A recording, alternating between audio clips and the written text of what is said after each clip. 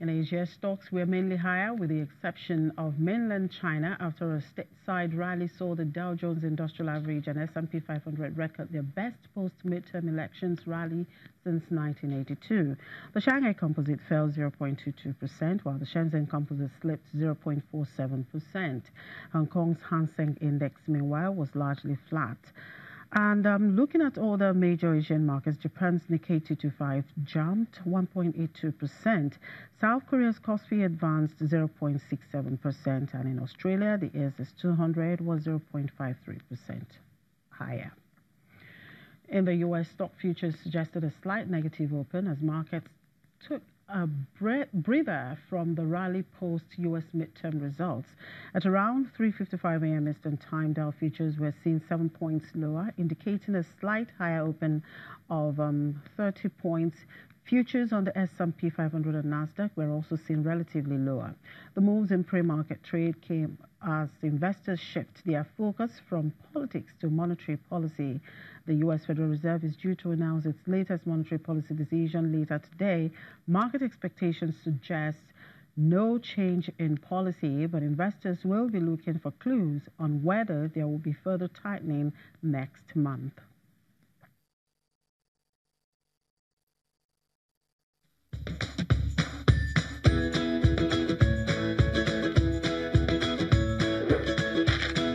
Dangote salt, now in a new pack.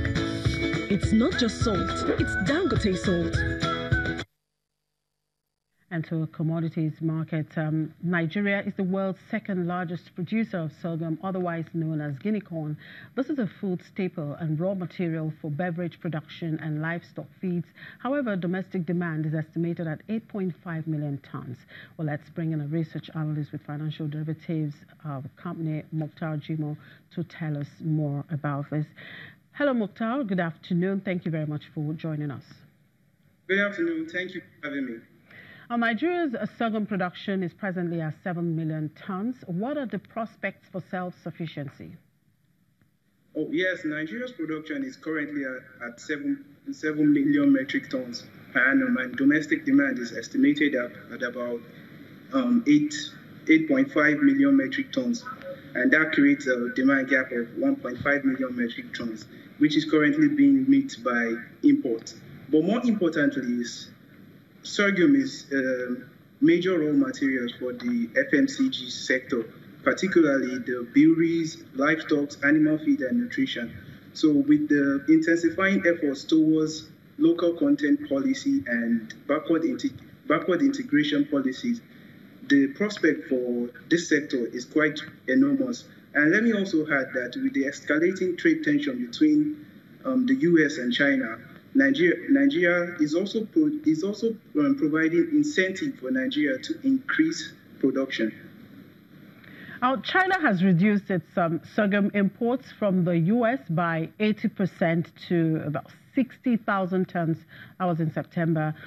You know, you talked about the trade tensions between the two countries. Are there opportunities for Nigeria in all of this?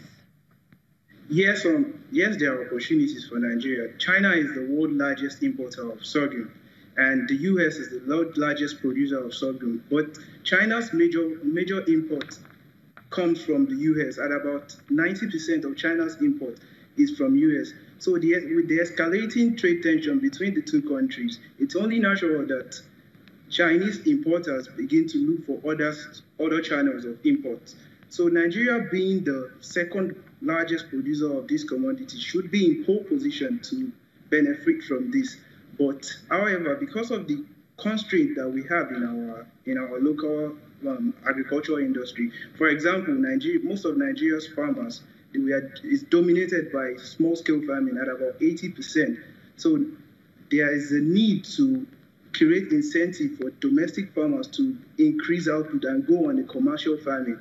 In addition to that, Nigeria and China already have existing trade relationships. For instance, about 20% of Nigeria's import comes from China. And we also have the Rand Naira Yuan swap deal, which will also aid this transition.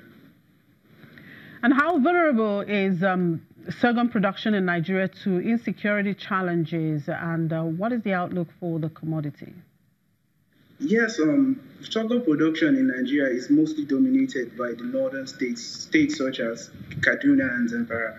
And of course, it is vulnerable to the escalating pastoral clashes between herdsmen and farmers and also the flooding situation. So in some way, the short-term outlook for sorghum production might seem a little bit bleak.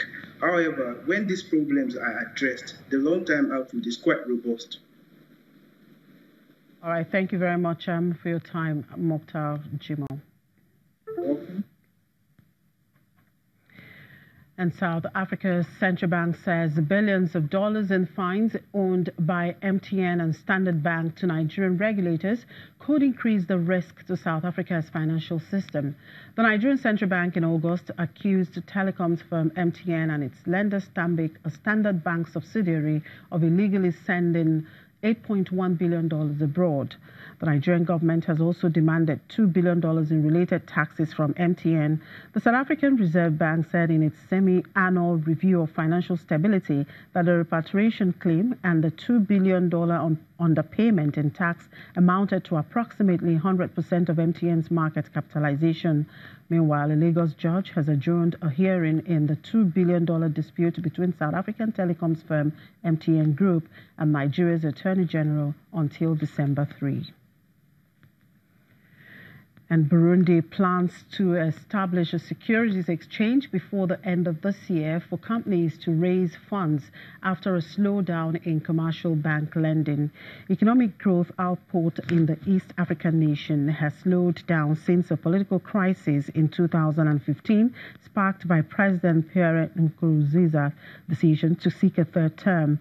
The aid-dependent Central African nation has lost direct financial support from key donors such as the European Union over accusations of human rights violation and a crackdown on opponents, which Burundi rejects.